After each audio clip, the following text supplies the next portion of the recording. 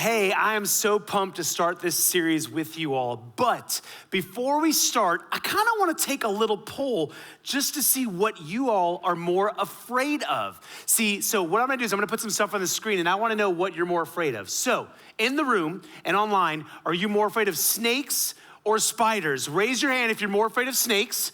Okay, raise your hand if you're more afraid of spiders. Oh, okay, yeah, see, I agree. Snakes went out because that created the fall of humanity, right? So, absolutely. So now this next one, let me ask you, are you more afraid of what I'm doing right now, public speaking, or are you more afraid of jumping out of a perfectly good plane? Skydiving, raise your hand if you're more afraid of public speaking. Okay, raise your hand if you're skydiving, you're more afraid. Oh, wow, okay, skydiving definitely went out. Yeah, why would you do that? Anyways, now this last one, before I was gonna say before I put it up, but it came up. Are you more afraid of toddlers or teenagers? Raise your hand if you're more afraid of toddlers. Okay, now raise your hand if you're more afraid of teenagers. Oh man, we got two hands up on both. Like some people are like, oh man. See, anybody who has a teenager right now is more afraid of toddlers, right? Anybody who has toddlers right now is more afraid of teenagers because you're like, oh, but just be ready. It is coming.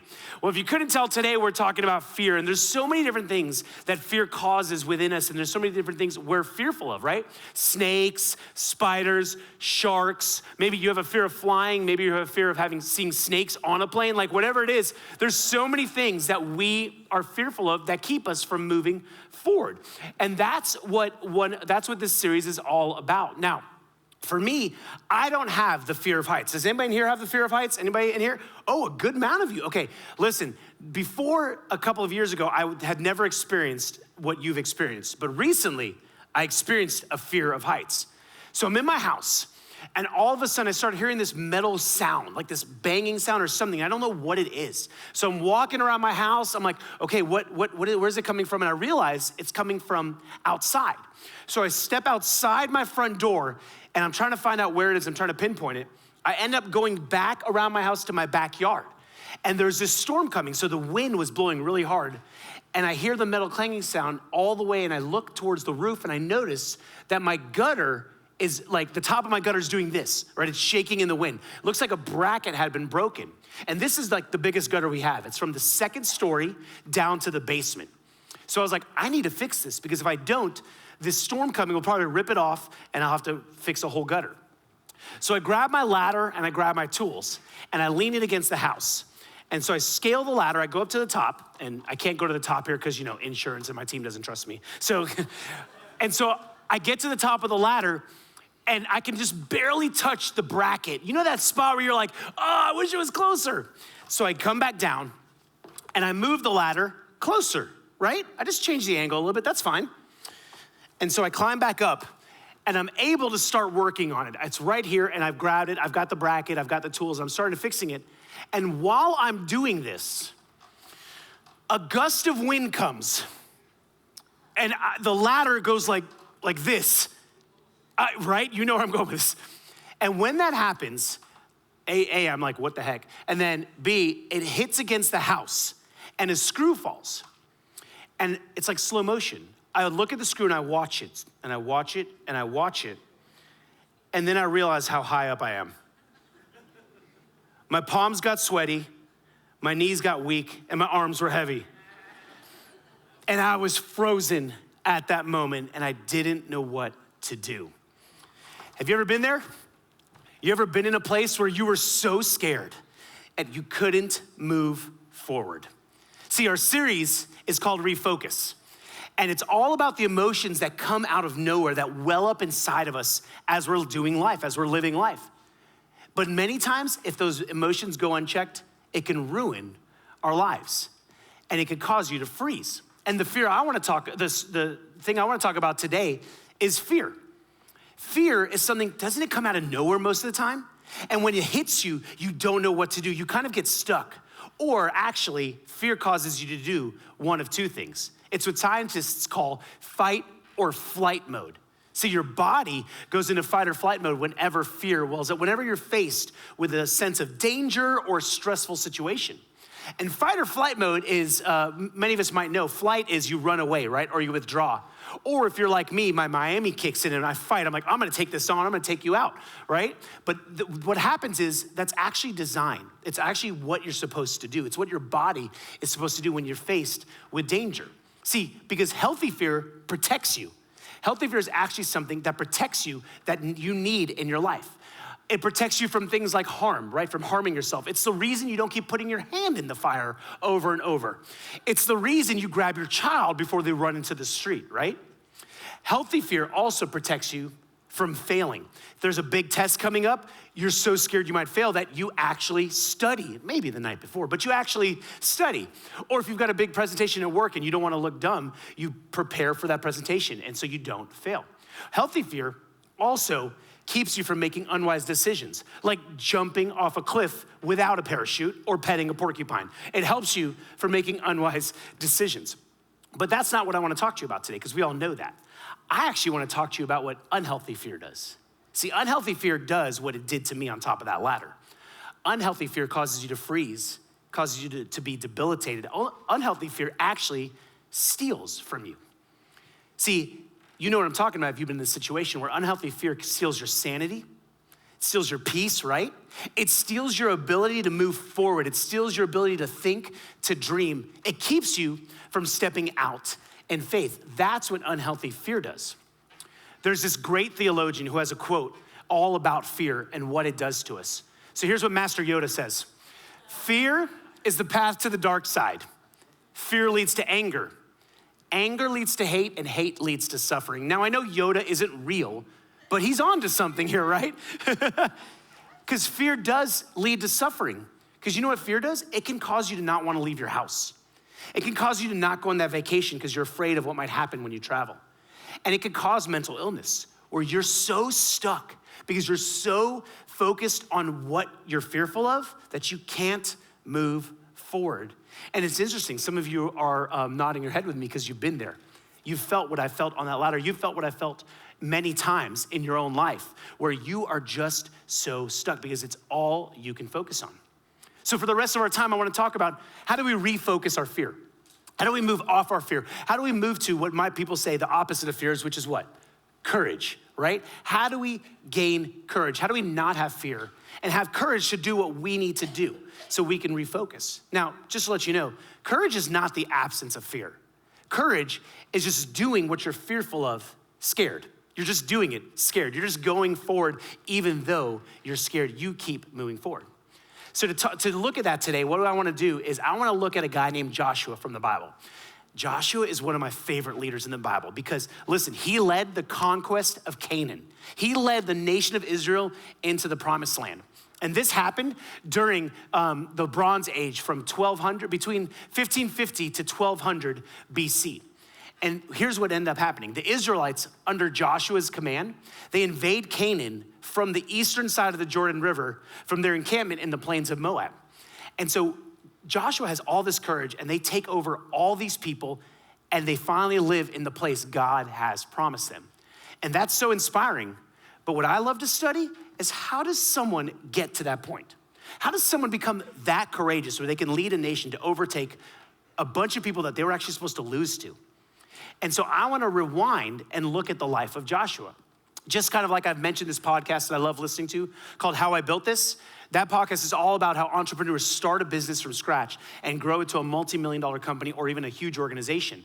And it talks about the adversities they faced and how they had courage in the midst of their fears. So let's look at Joshua by starting when he was under Moses' leadership. So we're gonna go all the way back to Charleston Heston times during the 10 Commandments movie, right? And Moses is standing in front of the Pharaoh, and he's saying, let my people go, because God's people were enslaved under the Pharaoh. And through a series of miracles, Moses is finally able to convince the Pharaoh to let his people go. And what happens next is amazing, right? He leads this whole nation out of slavery and through the desert towards the promised land. He leads them to a place of the Red Sea where God splits the sea and they walk right through it on dry land. God provides manna from heaven and water whenever they need it, food and sustenance every single day of their lives. And here's the coolest thing. You got to go back and read this in Exodus. God leads them to the promised land with a pillar of clouds during the day and a tornado of fire at night. Just think about that imagery. That would make you have courage, wouldn't it? You would not be scared. So now we're at the edge of Canaan, and Moses is sending spies into the land, and he sends 12 spies. And they come back with an incredible report. They're like, guys, this is everything we had hoped for. We won't have to keep moving around and wander through the desert. We'll be able to set up shop here and set up our families and have security and safety. And the food, I mean, the grapes are enormous. It's like, you gotta read it. It's what it says in the Bible. It's amazing. But then something happens. All of a sudden their tune changes and they get scared. And that's where we're gonna pick up, because they say we can't attack these people. Here's what the spies say. They say, but the men who had gone up with him said, we can't attack those people. They're stronger than we are. Yes, the land was amazing, but there's these people in the land that we can't attack them. They're so much bigger and stronger than we are. The Bible just calls them the Nephilim, essentially giants. Imagine these people are someone you run into in a dark alley. Someone like Stone Cold Steve Austin, The Rock, The Undertaker, or maybe if you're an old school wrestling fan, Andre the Giant, and you just run into them and you're like, you're gonna eat me. Like, that's all you can think about. That's what they were seeing. And so there's this land filled with the Nephilim, these giants. So they're just being realists. They're saying we can't attack them. We're stronger with them. But here's the problem. God didn't say worry about them, did he? He said, I've given you this land. I've promised this land to you, but their fear was so strong. And what happens when you have fear? It's all you can focus on. And what happens when it's all you can focus on? It's all you talk about, right? So here's what happens next. The spies ended up spreading among the Israelites a bad report about the land they had explored. They said, the land we explored devours those living in it, and all the people there were of great size. Every person we saw was of great size. All they could focus on was their fear. All they could focus on was this Nephilim, the giants who were right in front of them. And yes, if I was in their shoes, they were being realistic, weren't they? I mean, put yourself in their shoes. I would be scared too, and I would talk about it. I mean, when I'm scared about something, I talk about it, right? But here's the problem. When we talk about it so much, we talk ourselves into fear, don't we? And we talk ourselves out of doing what we hoped to accomplish. We've all done this. Imagine you're trying to have this conversation. You're supposed to have a conversation with someone, but you start playing the what if game. Well, what if they reject me? What if they get angry at me? What if they don't like what I said? And you talk yourself out of fear. I mean, into fear, don't you? Or maybe there's a job, you need to move to take a job, or you want to switch jobs, and you're like, man, if I take this job and it's not what I hope it was, or I move my family and it's not what I thought it was, they're gonna be upset. So I'm scared, and I'm gonna talk myself out of it. It could be even as simple as working out, right? You talk yourselves, he's like, oh, I might get hurt, or I'm gonna be tired the rest of the day. So you talk yourself out of working out, or even that relationship. Maybe there's a relationship you want to commit to, but you're so scared, and instead you talk yourself out of it. You've all done that, right? We've all done that. And so that's what was happening. They started spreading this report among all the Israelites. Now, there was actually 2 spies who didn't fall into that trap. Do you know who one of them was? Joshua, exactly. So Joshua, in the text picks up here and says this, Joshua, son of Nun, and Caleb, son of Jephunneh, who were among those who had explored the land, tore their clothes. When I read that, I was like, that's serious. But they were so distraught by what was happening. They're like, you guys don't understand. Why are you so afraid? Here's what he said. The land we passed through and explored is exceedingly good. And here's what he says next. He says, if the Lord is pleased with us, he will lead us into that land, a land flowing with milk and honey, which means a land of abundance, and will give it to us. They were so upset that people weren't understanding that the Lord will give them the land, a land that is not like the desert, a land that has food, water whenever they need it, protection, shade from the sun, security because they could stay there and fortify themselves and protect themselves from bandits and any other enemies. And they were so angry that the people were so scared and talked themselves into fear. And here's what they said. They said, listen, even though only do not rebel against the Lord, is what they said. And do not be afraid of the people of the land. Why? Because they're not gonna eat us. We're gonna eat them. We're gonna devour them. Their protection is gone. You know why? The Lord is with us. So do not be afraid of them. You see, what I love about Joshua is he was trying to refocus the whole nation of Israel onto the promise that God gave them. See, Joshua didn't focus on the problem. He focused on the promise. And what happened is everyone there was focusing on the problem. And it caused them to say, we can't enter that land. Now, you know what happened next? They didn't win. It was 2 against the nation. Fear won out that day. See, because the message spread so quickly, which is what fear does to us, it causes us to just spread this message and it overtakes you and it's such a strong emotion. They started crying out to Moses, their leader at the moment, and said, "What have you done to us? Have you just brought us here to die? You should have left us in Egypt," which was under slavery, which that doesn't make sense. "But you shouldn't have done this to us." And because of that, what happens next is so horrible. God tells them, hey, because of your lack of faith, because of your fearfulness and your lack of faithfulness, you're not gonna enter in the promised land. Now, you're gonna wander the desert for 40 years until this generation dies out. That's harsh, but that's what fear does, isn't it? You see, when fear wins out, you miss out. You miss out on the blessing. You miss out on the promises God has for you. You miss out on taking that step of faith or having that sense of satisfaction, accomplishing what you were hoping to accomplish or doing what you were wanting to doing. But that's what happens, and that's what happened to the Israelites. And it wasn't until that whole generation died out that Joshua stepped in. So fast forward 40 years, that generation is gone, and now Moses has passed the mantle off to Joshua. And God's speaking to Joshua, and Joshua's like, "I'm scared. I can't do this." Why? We've been wandering for 40 years. I'm tired. The people are tired. And so here's what God says to give Joshua a little bit of a pep talk. He says this, "Have I not commanded you? Be strong and courageous. I've told you," and this is the 3rd time in the same breath that God is talking to Joshua, saying, "Be strong and courageous, be strong and courageous, be strong and courageous." Why? He continues, he says, "Do not be afraid and do not be discouraged." And I can just imagine Joshua hearing God say, "Are you kidding me, God? We're outmanned because people have died. So they've probably gotten more people. We've lost people. We've been wandering, so we're tired. They have strength. You're telling me to lead people into a place I haven't seen in 40 years and to lead them into where last time we talked about this, we quit. We gave into our fear, we froze."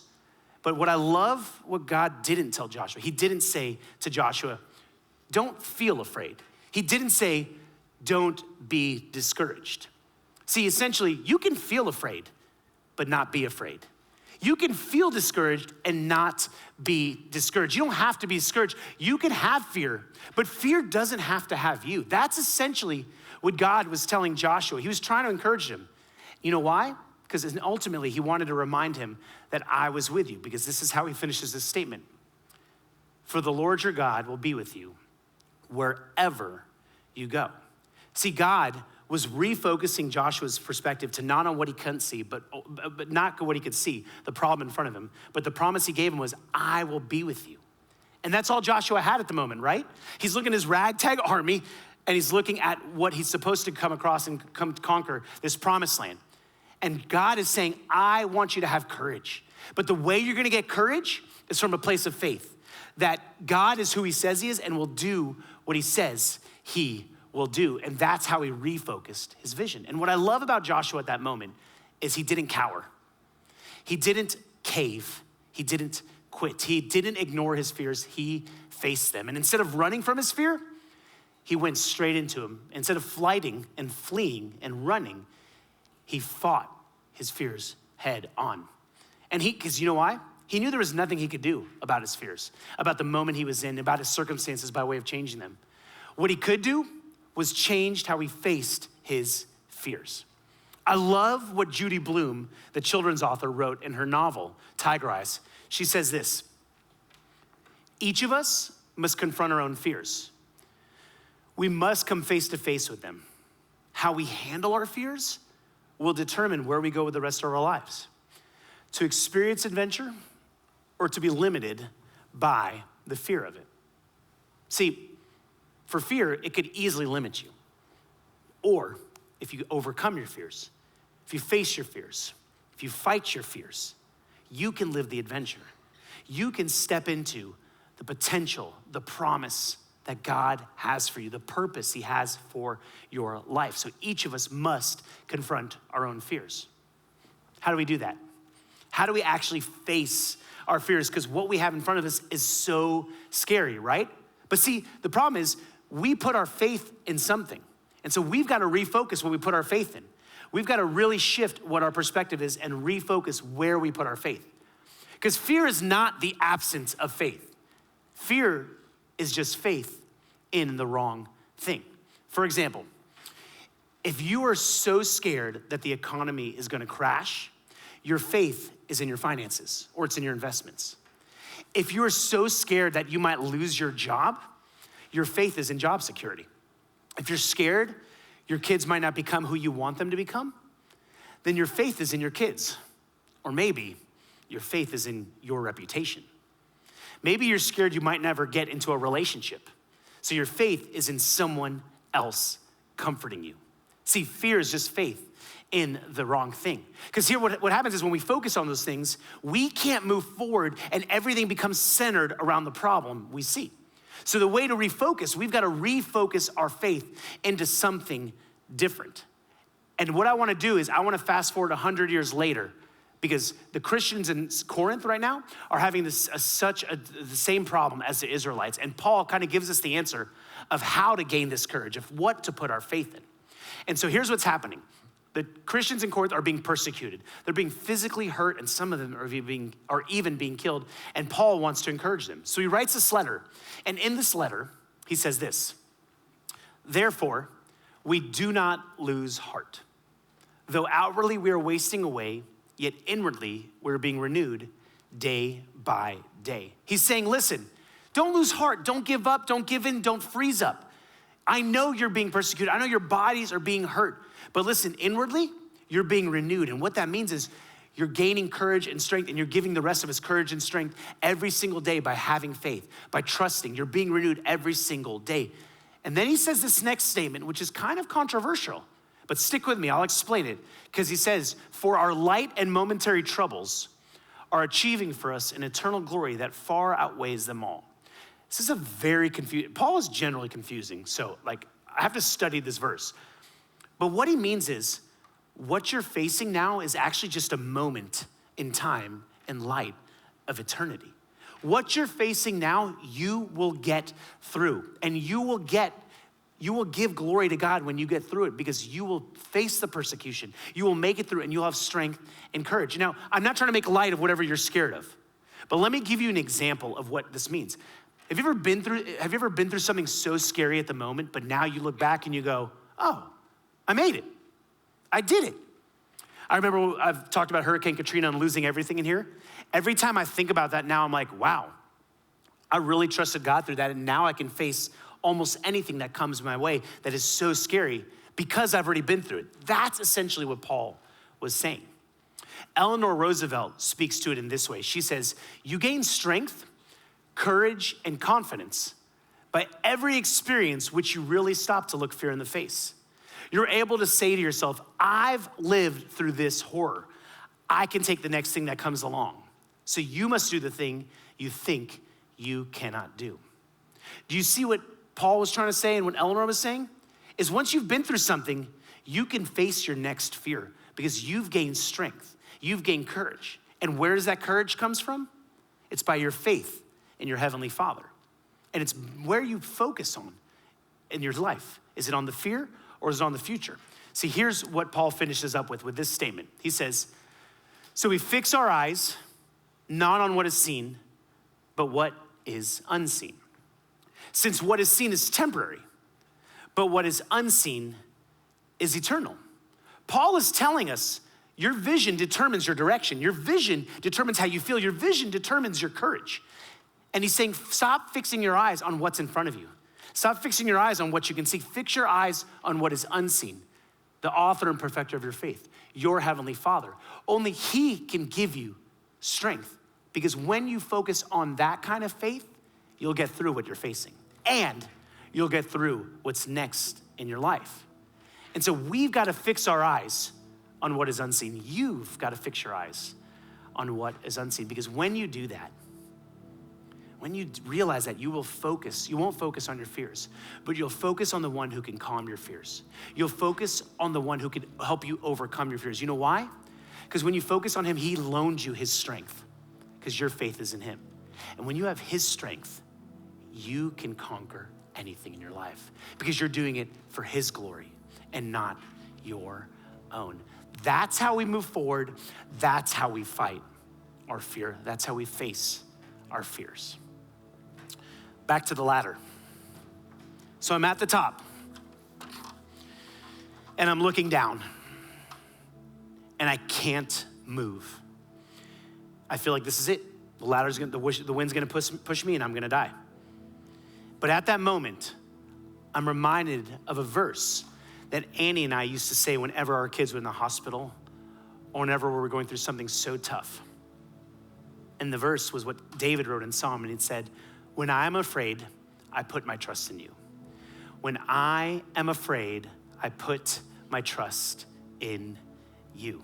And when I kept repeating that to myself, and because of that, I got myself out of the moment and was able to look up and was able to finish my task and say, thank you, God. When I am afraid, I put my trust in you. And I kept looking up as I walked down, saying that verse. When I am afraid, I put my trust in you. And maybe you're not facing a height situation or dealing with a ladder. But that God who was with me that day is the same God who's with you today. And that God is the God who maybe you're struggling with a broken relationship and you're so scared to talk to that person to fix the relationship. When I am afraid, I put my trust in you. Or maybe you just received a diagnosis, or you're in the middle of a diagnosis, or you're in the middle of something with your health. When I'm afraid, I will put my trust in you. Or maybe it's a parenting struggle if you have kids. When I'm afraid, I will put my trust in you. And maybe that's what we need to do today. Maybe that's what we need to remind ourselves. Maybe that's just what we need to say, is that I need to fix my eyes, not on what is seen, but what is unseen. And I will put my trust in him, the only one who can help us overcome our fears, the only one who can get us out of our situation, out of that mindset, so we're not debilitated, we're not discouraged, but we have courage to keep going forward. The band's gonna come and play a song right now. And during this song, I want you to ask this question. What's your focus? What's your focus? What are you focusing on so much? What is stealing your attention right now that's causing you not to move forward? What's causing you to be stuck wherever you are and you're so frustrated about it because it's all you can focus on? There's this line in the song that says, I'm no longer a slave to fear. And that's a declaration statement. That's a statement that's like, I'm no longer a slave to fear. But that's not the truth I want you to hold on to this morning, because that statement is only true with the second part of the lyric that says, I am a child of God. See, you are no longer a slave to fear for those of us who are followers of Jesus because you're a child of God. You can't just say that statement and hope it goes away, right? Paul wasn't saying that. Joshua didn't do that. He didn't just close his eyes and say, make it go away. That's not how it works. But because you're a child of God, you're no longer a slave to fear. So during this song, think about how you need to respond. Maybe it's you need to stand up and make that declaration and say, I'm no longer a slave to fear because I am a child of God. I am a child of the one true King. But maybe you need to sit there this morning and just receive and say, I'm so scared, God, I can't even sing that right now. I need you to remind me of that I'm no longer a slave to fear because I'm a child of God. Maybe you're so stuck and I've brought up so many fears right now that you need to come to the front and just give it to God and say, God, I don't know what to do. I'm giving you my fears. I'm stuck. I don't want to be a slave to fear, but I am right now. And then lastly, maybe you're in this room and you're not a follower of Jesus. And this is a time for you to say, I've been stuck. I've been doing this on my own. I need someone to help me fight my battles. And God can do that with you. He can give you the courage to do that. So maybe today your declaration is, I've chosen to follow Jesus. I am no longer a slave to fear. I am a child of God. Regardless, if something's stirring within you, that's the Holy Spirit prompting you to make a decision this morning, regardless of what it is, to trust God, to follow him, to leave at his feet, or to make that declaration. However it is, don't leave here without focusing on that and answering what the Holy Spirit is trying to tell you.